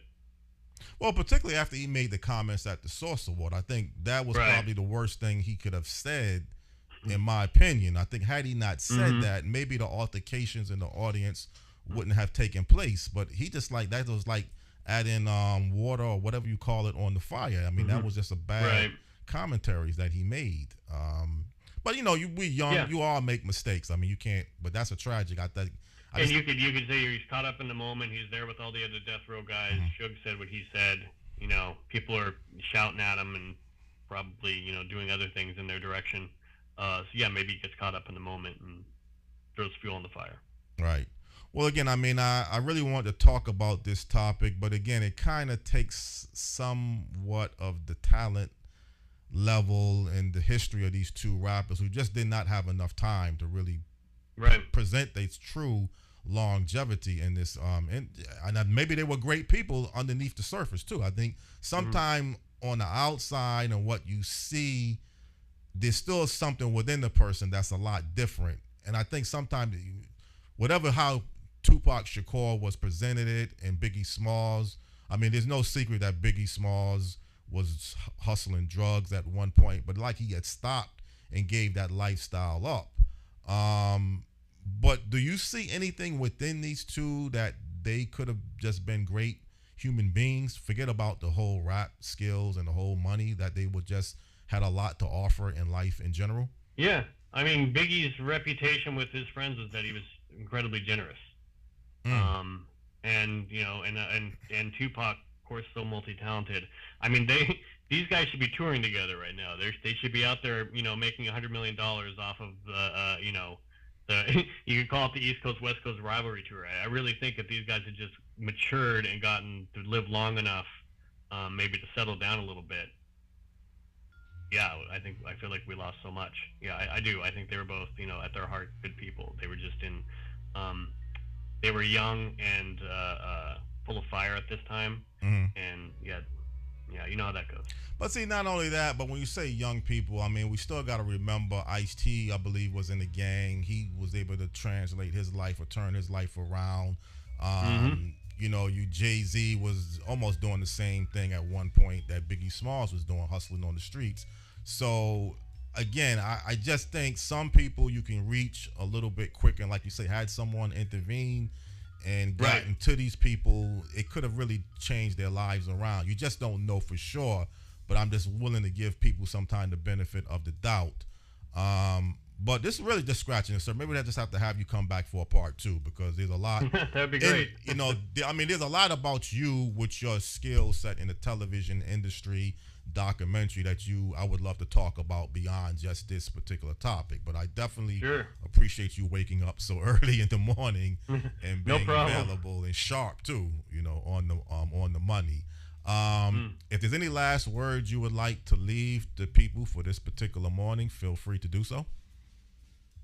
No, just thank you very much for having me on. And this case is it's very Shakespearean in its tragedy and people I don't think realize how many layers there are to this story. So thanks for having me on to talk about, at least peel back a couple layers. Couple layers, definitely. And then people can always look at some of your documentaries.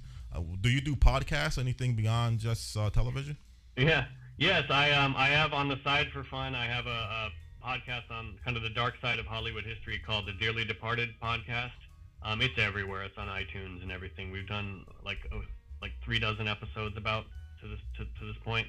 And then I'm producing a Discovery series right now, but it's a new series, so it hasn't been announced yet. So hopefully in a few months I'll be able to start talking about that. All right. Well, look forward to it, Mike. Again. But definitely check out Unsolved about the Biggie and Tupac murders on Netflix. That is it's a scripted series, but that is very, very close to the facts. That is what happened. All right, definitely will. Well, thank you very much, sir. It's a pleasure to meet Thank you. And continued success. Right. All right, thank you. I appreciate it. Okay. You're welcome, Mike. Take care. Okay. Dynamite. All right. Yes. Again, I mean, to be understand, at the time, I really weren't a big Tupac Shakur fan. Like his music would go through one ear and come out the other. But as I got older, I started listening to him more and more. I can see some of his, I mean, he was always talented. He could definitely rap. He could definitely articulate. But I just really wasn't that into him at the time. But Biggie Smalls, now I was more into that type of style of hip hop, and about the same age as both of these people. But sometimes when you listen to people over and over, you can see that they had a real true gift. It may not be your cup of tea, but you still can't take away like opera. I may not be an opera singer or like opera, but if somebody's good, they're good. If they are good, indeed, they are good. Stick and stay, my friends. We'll be right back. It's Morning Talk. Let me just stretch. How do you define evil? Is evil the pedophile school administrator or taxation without representation? Is it the gatekeeping community leaders who sell out the very people they were elected to fight for? Or is evil the politician that puts out lies and takes in cash? However you may classify evil, having to choose the lesser of two evils still leaves you with evil. Nowhere does this rule apply more than during an election for mayor. Choosing a candidate who is the lesser of two evils still leaves you with evil. No wonder so many people don't vote. It's time for the constituents to flip the script and vote for a mayor you can trust.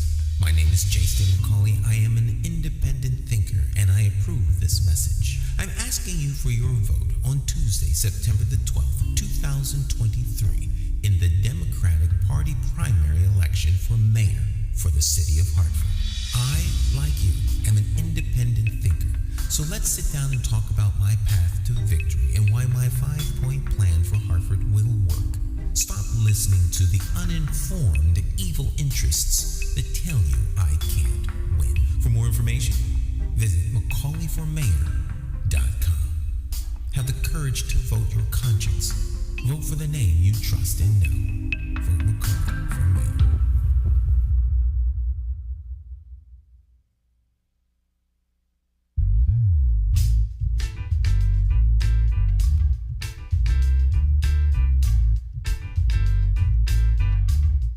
Hi. My name's J. Stan McCauley. I'm Nyesha McCauley, and you're watching AccessTV.org.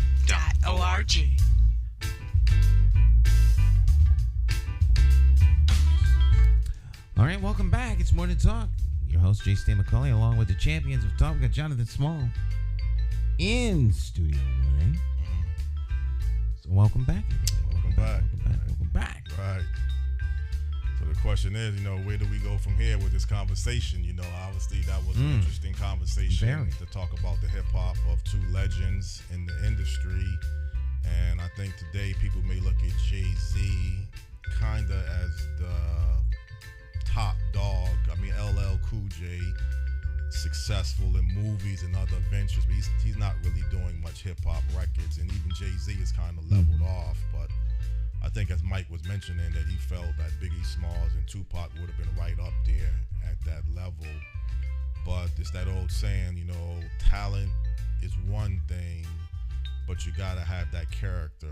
I mean, you know, and the thing about it is, you know, we getting focusing this morning on hip hop stars, but I think other people in general lives sometimes are just getting caught up into, not everybody, because I don't want to give that impression that I'm always speaking for everybody, but certainly too many people, you know, are getting caught up into things, and it's very sometimes difficult to escape it, you know, particularly when you want to get into violence. Well, people have conflicts with one another, and conflict resolution or transformation is necessary to avoid an obvious outcome if things are about to escalate. These are things that are just life. Right.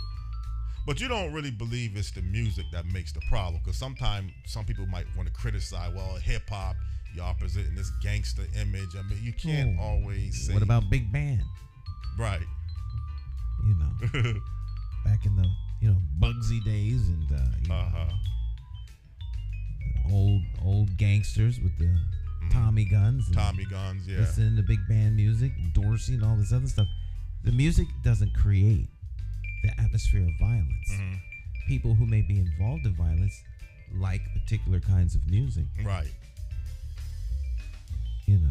Well, you know, some people was pinpointing in the past. I mean, you know, BET used to provide a good message consistently.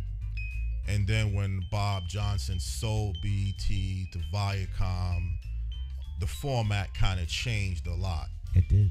And it wasn't the same BET before he sold it. Again, that was a business decision. It was his company. He has his own right to do what he wanted to do. But again, if you're strong-minded, Stan, you can look at you can listen to something and you don't have to act on it. You know, if a rapper's saying, I'm gonna go get a gun and go smoke this guy, that don't mean you have to do it. Well, I mean, people watched, you know, The Equalizer. It's a hard watch, right? But you know, it don't mean you can go out and get a gun and think that you are, you know, a superhero and kicking down doors and, you know, sliding on your knees and jumping up and shooting everybody. I mean, you know, watch a John Wick movie. That doesn't mean you're now going to go out and get a gun and start shooting everyone. Right. So I people like to make these kinds of comparisons, but they don't play out. Well, I mean, I don't know if all of hip-hop music is as positive as some people would like it to be. I think that's still debatable. The John Wick movie's not positive. Not positive, right. James Bond is not positive. But the good movie, the past, Roger Moore and Sean Connery. Well, I mean, yeah, but Roger, all of James Bond as a character is a misogynist. Killer. Killer, yeah. Right. That's what he is. So, but that doesn't, you know, so I mean, there's very little wholesome positiveness from a James Bond movie.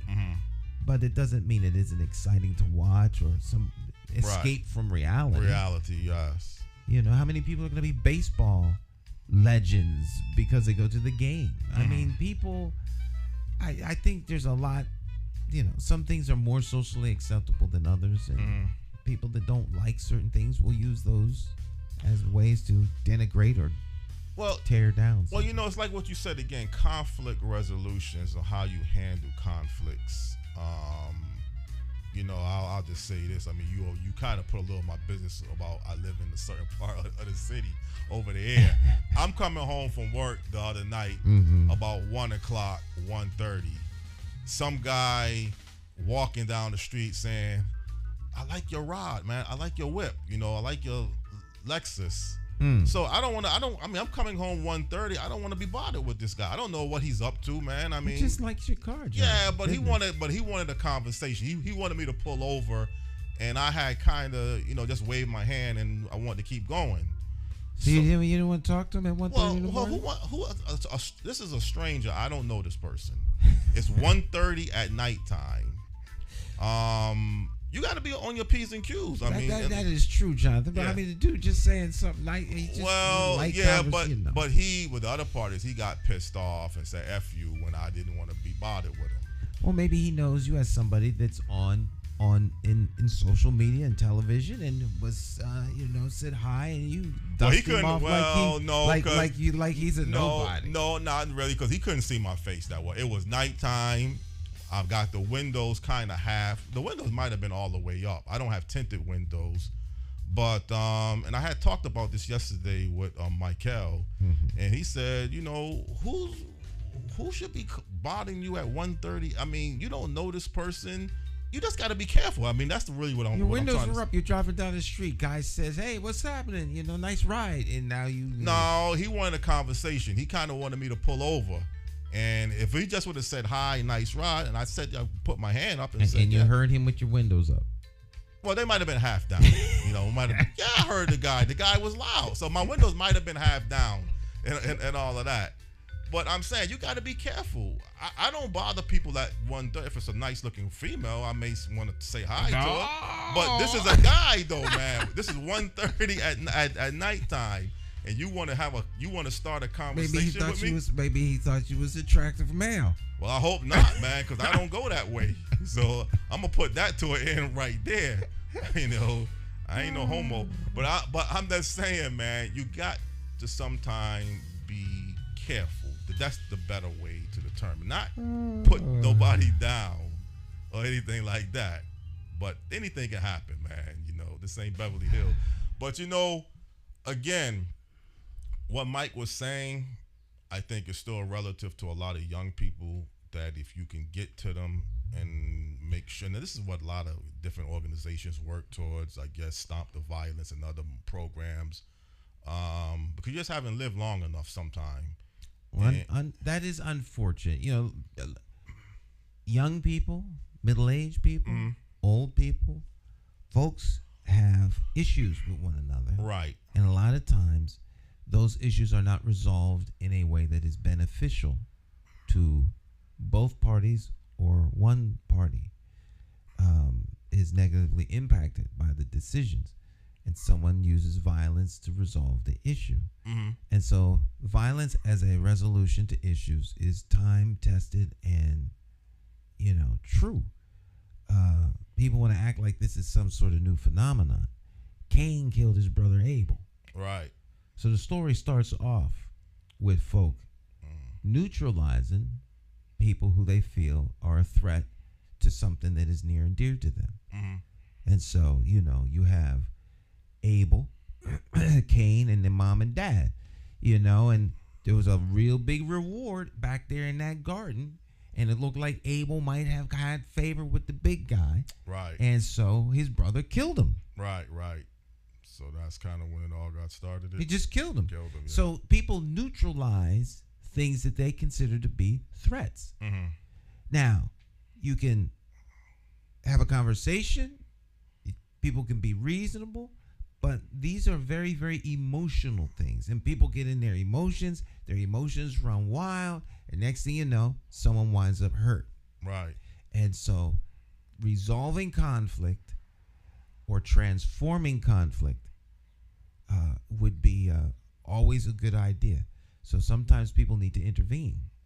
As you suggested, if someone had intervened, brought them together, they had a more reasonable conversation, back down some of the emotion a little bit, get out of people's emotions and self, then sometimes people can be a little bit more clear-headed and see things.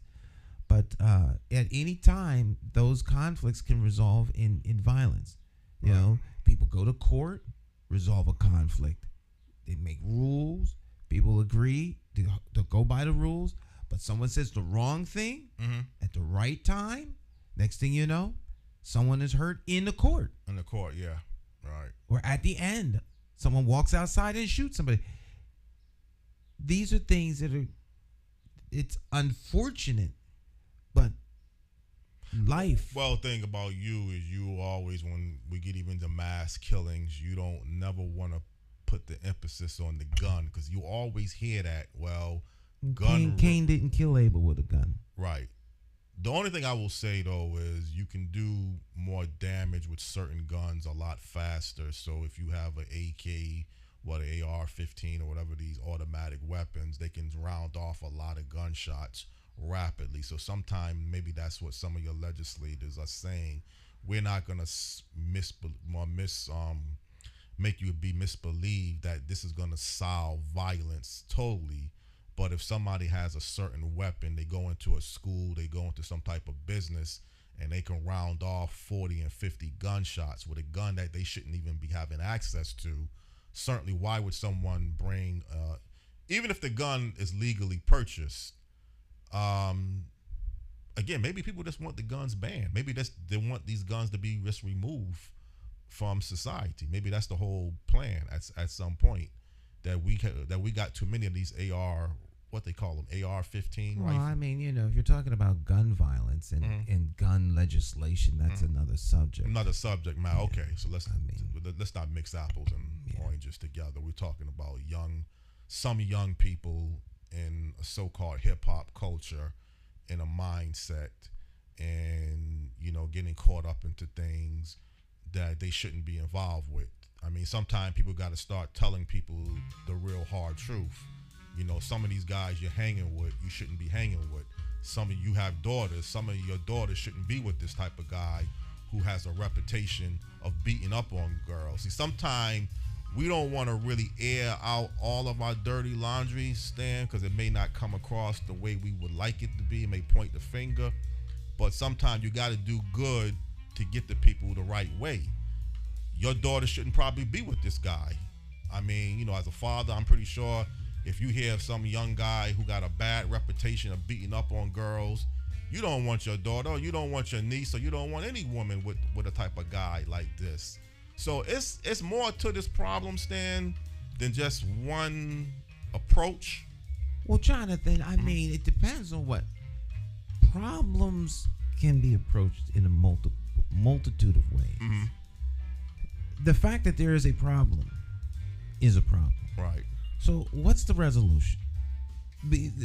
You run out of time finding problems and talking about the problems, right. and if someone comes up with a solution, then that's not the only solution. I mean, if one views the world as a glass half empty, then that's all you're gonna see. Addressing the half empty glass. Another person says, well, it's half full. Right. It's same level of liquid in the glass. It's just a matter of how you approach life. Well, I was saying about the professional hockey team, I was looking at that as a half full approach of a starting point. But again, if it's not practical, if it's not going to really happen, then you always say... You don't know if it's going to happen until after the opportunity passes. Right. And then you can look back and say, it didn't happen. Right. But until it fails, it could work. Right. Right. But again, I thought that was something, looking at the glass half full. Maybe it could do something. That is half full, I think. Right. Yeah, so we'll see where that goes. Okay. Hopefully it works. That's all you can do. You hope for the best outcome. When it doesn't happen, then you engage. And as mayor of Hartford, would you love to see, if you're a mayor, would you love to see the Connecticut Coyotes playing at that? I would strongly urge them to embrace the name Hartford Whalers. I don't know who owns that name. Well, that's a little different though. That you got to get naming rights to switch your team. Right. Well, maybe Howard Baldwin still own the name. I don't know that. I didn't even get a chance to. We didn't really. Right. So whoever owns the name, they'd be worth the investment to get that name back, and they become the Hartford Whalers again. You would rather see the team become the Hartford Whalers Absolutely. than the Connecticut Coyotes. You wouldn't want to have the same name. Why would I invest time, energy, and effort to marketing the Connecticut Coyotes, which is a brand new product, over Hartford Whalers? Hartford Whalers has staying power.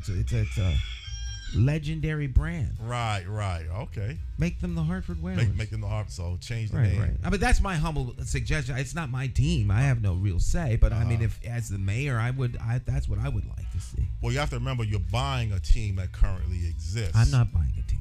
No, but the governor Lamont is trying to bring a team. He's trying to bring the team here. I don't know how he's going to do that. I don't think the state of Connecticut is going to own the team. So. Yeah, that's the question. Who's going to own the team? Someone will. Someone will have to own the team. So again, we're going to take Memorial Day. I mean, you we're got off plans? Memorial We're off Day. Memorial. Okay, so let's work on June. All right. Okay, my friends. That's it. We're done. Thank you again, Stan, for giving me this opportunity. Always a pleasure, Jonathan. My friends, we'll see you next time. Special thanks to our guests. You all go out there and have a fabulous rest of your day, and we'll see you next time. All right. Bye.